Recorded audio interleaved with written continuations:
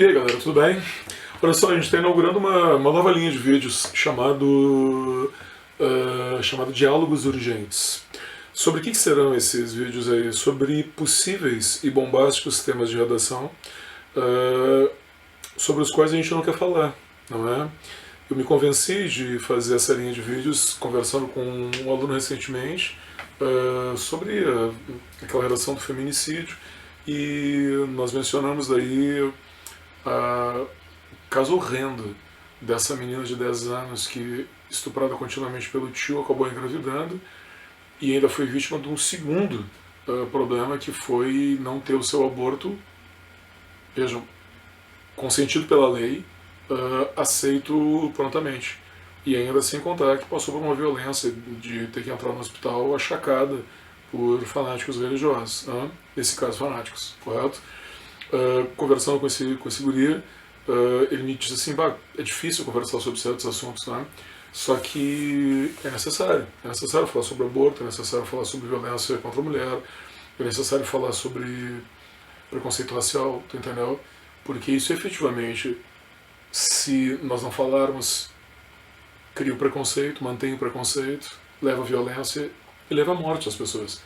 Quando eu estou gravando esse vídeo, por um segundo momento nos Estados Unidos, a gente tem um monte de protestos porque um negro entrando num carro foi alvejado 7 vezes pelas costas, sabe, por ser negro.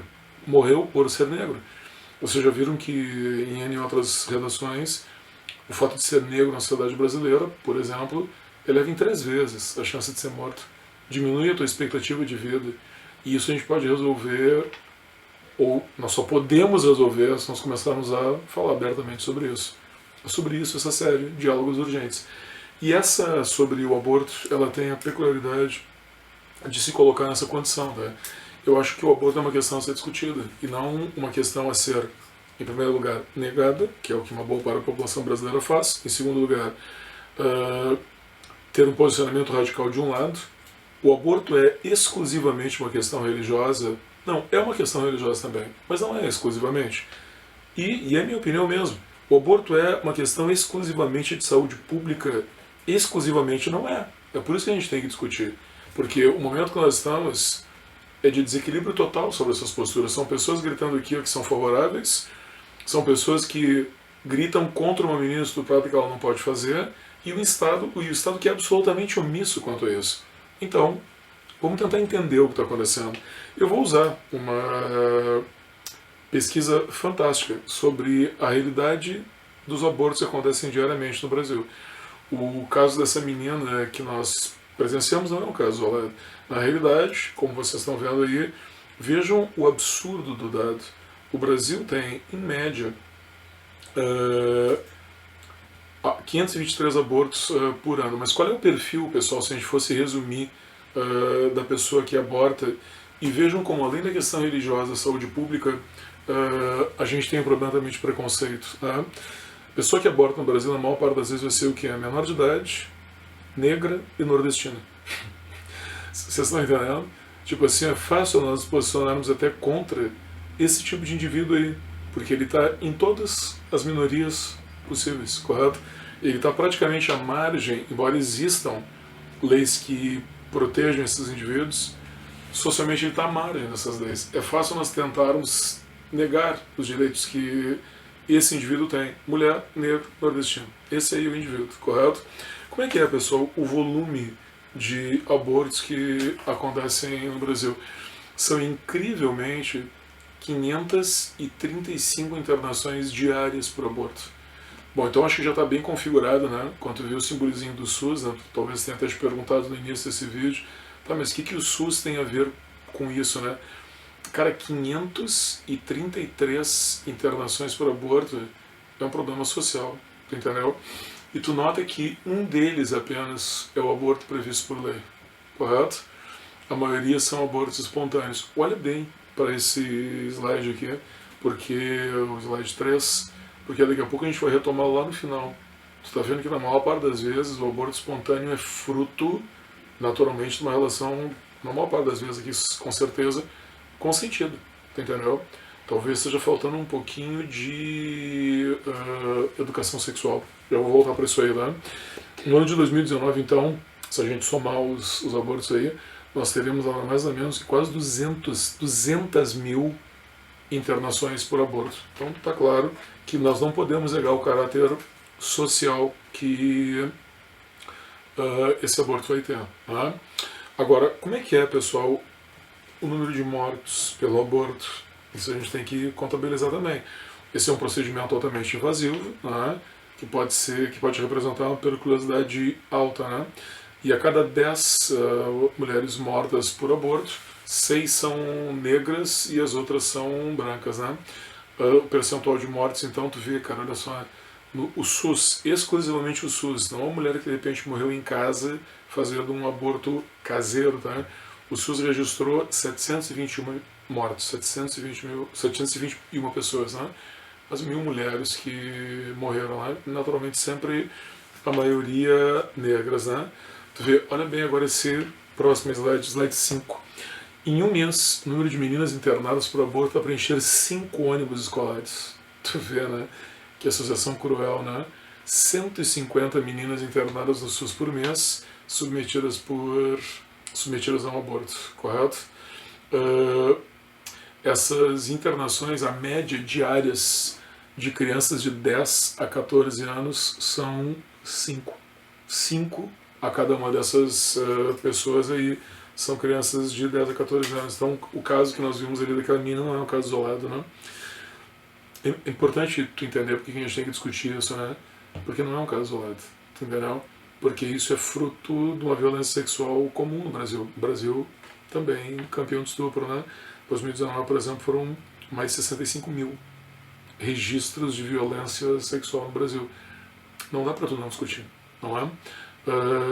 Tu vê que olha só que coisa bizarra e cruel, né? Por isso que a saúde pública no Brasil é uma coisa que a maioria de vocês não quer ir, né? Porque a gente vê tanta coisa tão bizarra, né? O número de internações de meninas por aborto é quase igual ao número de crianças por asma. Uma coisa absurda, né? São 642 em 2020 agora por aborto e 714 por asma, entre 10 e 14 anos. Olha bem, entre 10 e 14 anos. Talvez seja um problema que a gente não queira encarar, né? Por isso que eu acho que o diálogo, nesse caso, ele é urgente. Em compensação, né, pelo menos nos últimos 10 anos, essas internações elas caíram significativamente. Né? Entre 2010 e 2019, houve uma redução bem significativa, né? Praticamente pela metade. Então, se antes havia um descontrole, hoje o negócio é terrível, né?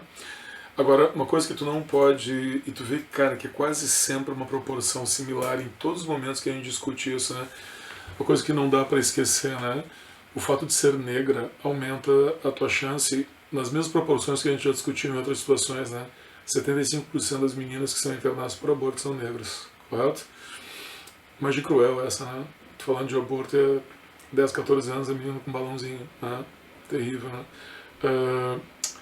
São quase 25 mil crianças nessa condição de 2010 a 2019. E 40% delas, aí no meu slide 9, como tu pode perceber, são nordestinos, correto? Tu vê que no sul essa realidade é bem menor, ele queria fazer aquele ajuste de ponderação que a gente sempre faz, né?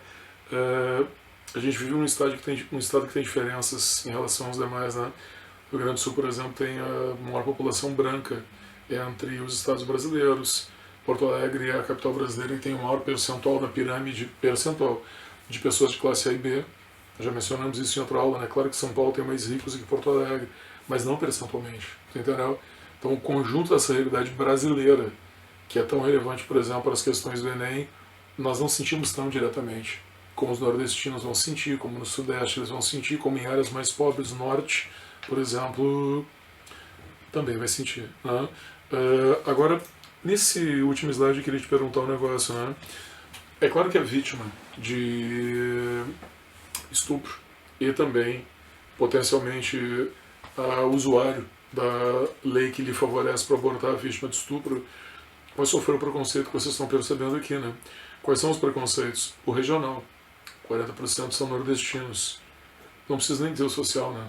a imensa maioria aí são pobres, correto? Esses casos registrados, tu concorda que vão chegar ao SUS, são de pacientes de que classe social? Não são as classes A e B, né? As pessoas que precisarem abortar as classes A e B, você sabe muito bem que isso existe também nessas classes sociais, vão recorrer a clínicas clandestinas ou não, privadas. Eles não vão ao SUS, correto? Então tu está vendo que é uma realidade de 90%, 100% de pobres. Então, além do preconceito regional, também vai ter o preconceito social. E, naturalmente, se 75% são negras, então tu vai ter o preconceito racial. Todos os preconceitos possíveis estão aqui. Qual é que eu não falei, pessoal? Que a gente pode acrescentar também. O de gênero, né? Porque são mulheres. Nós estamos falando de problemas de mulheres, pelos quais nem sempre a sociedade num conjunto se interessa.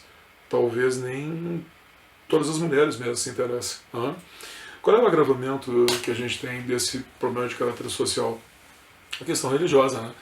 A exaltação religiosa em cima da situação do aborto. Mesmo que legalmente, para ter 3 situações. E exclusivamente para essas 3, vocês lembram que a lei faculta o aborto, né? Primeiro, a lei faculta. A pessoa não é obrigada a abortar se ela não quiser. A lei te dá o direito de escolher, correto? Em primeiro caso, se a mãe tiver risco na gravidez. Segundo caso, a anencefalia. E em terceiro caso, o estupro, correto? Não se trata, eu não estou sendo contrário à religião nesse caso. É justamente por isso que a lei faculta e não obriga. Então, se porventura tu é católico, se tu é evangélico, e se tu acha correto não abortar, sendo que um dos membros da tua congregação sofreu o estupro, tu tem a chance de não abortar. O que tu acha, o que eu acho que tu não pode pedir, que é onde falta o bom senso, né? Sendo a lei para todos, igual para todos, porque pretensamente nós ainda vivemos em estado laico, tu não pode obrigar a pessoa que não tem a mesma crença religiosa do que tu a não usufruir da lei que lhe favorece, para que tu não seja duplamente vítima. Vítima do estupro, do nascimento forçado de um filho que tu não quis. Eu não sei se eu estou sendo fanático ateu, nesse caso, não fanático religioso, ou comunista, ou qualquer outra coisa que vocês possam dizer, mas eu acho que nós ainda estamos em estado laico. Tá? E eu acho que a pretensão do religioso deve sim ser discutida, desde que ela não se coloca acima de uma lei que é consagrada. Eu acho que o religioso pode discutir a lei. Tudo pode ser discutido, correto? Mas tu não pode pedir que se apliquem leis que não são comuns para todos, né? Por exemplo, as religiosas. Eu acho que tu pode cumpri-las, se elas não forem maiores do que as leis para todos, a Constituição. Mas tu não pode impô-las, correto? Aí eu termino dizendo isso e penso assim, cara, mas eu estou dizendo uma coisa tão banal, não é verdade? Que está dentro das regras da cidadania, mas eu acho que o que nós não estamos obedecendo no Brasil são justamente hoje as regras de cidadania. Agora eu vou entrar numa área ainda mais complicada, tu entendeu? E que eu acho que também deve ser discutida, né? Que é o limite, por exemplo, da educação sexual e a conscientização desses problemas que deve ser dado na escola. Eu não vou ter nenhum posicionamento. Por exemplo, mas nós sabemos que é um embate muito forte entre as pessoas de mentalidade mais religiosa e as pessoas que querem, digamos assim, estimular a questão da percepção dos problemas de saúde pública, né? Vocês entendem que a educação sexual, hoje ela é completamente renegada, né? Pelas pessoas de mentalidade religiosa. Acho que tem uma discussão interessante, né?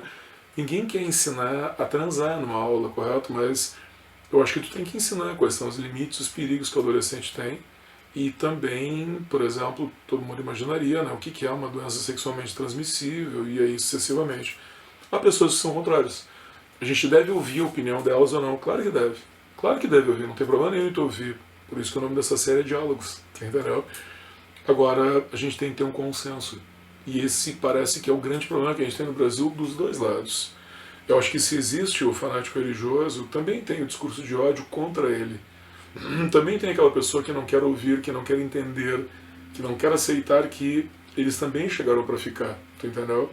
E eu acho que o que falta para um Estado que seja laico para todos, mas que também comporte o religioso, é essa palavra mágica, diálogo, que inclui uma empatia dos dois lados, e não apenas esperar que o religioso também concorde conosco. Beleza? Dá uma revisadinha nesses slides, vê o que tu pensa e vê como isso é um problema de todos. Aí valeu.